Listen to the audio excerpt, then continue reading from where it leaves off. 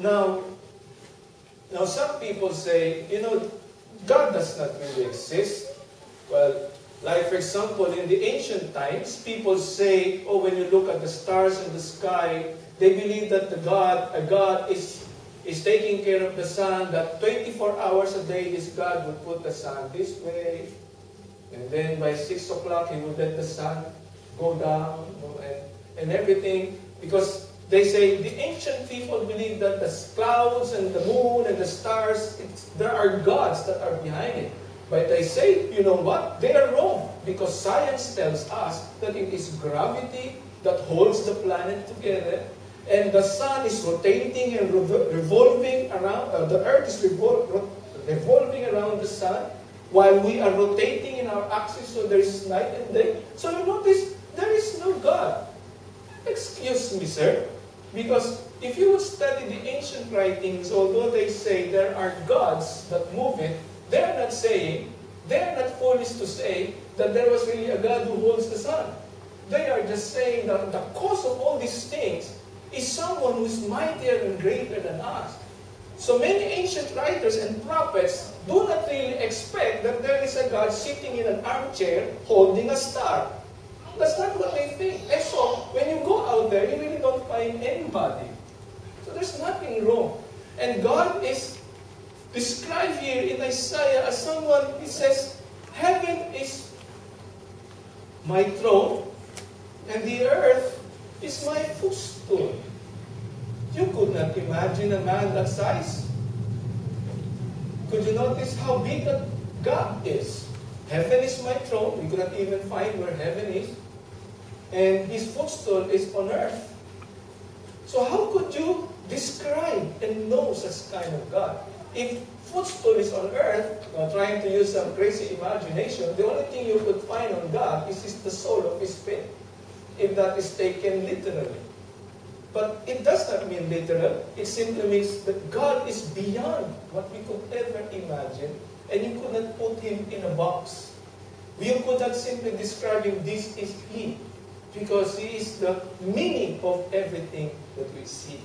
We cannot fully understand God, because how can a speck of dust describe the Grand Canyon? Now what I'm trying to say here, I don't know if you have seen the Grand Canyon in the United States. One time I traveled in the States, and it so happened the plane that I'm on passes to the Grand Canyon. And it is so amazing because it took us 1 hour of the flight, and we were still in Grand Canyon. It's a vast mountain terrain, beautiful brown, and it's so huge. Now what I'm trying to say is, could you imagine a speck of dust in the Grand Canyon? If you ask that dust, hey dust, can you describe to me the Grand Canyon? He cannot, because it's just a speck in the grand thing that we see. Similarly, you and me, human beings, we are nothing but a speck. We're nothing. And sometimes this nothing, proud nothing, would like to describe the one who is everything. So could you imagine how difficult it is? Are you following with me?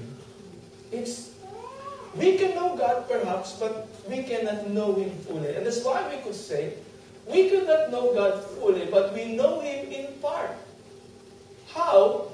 Through the witness of His creation, and according to His self-disclosure, or what we call revelation.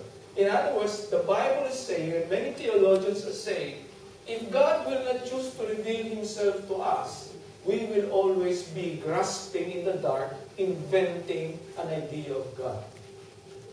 Because we really could not comprehend and know Him. So it is God who revealed Himself to us. It's just like us. We know about Queen Elizabeth. We know about Prince Charles. But none of us really know them. We know them about what the news tells us about them. But unless they would come to our house and say, hey, I'd like you to know a part of my life, we will never know them. Do you agree with me? And similarly, the problem with us human beings, we human beings are unique kind of people, because, I don't know, but We are people who are always afraid to be known deep within us. We always have what we call a facade, or we always hide ourselves in a shell, and we really do not want people to know the real me. That's why we try to pretend, we try to show something. But somehow, people can know you if you are willing to open the door so that they may know you, but you always show them a part of who you are. Like for example, when you have visitors in the house, you clean everything, and you want them to know how good cook you are. And so people will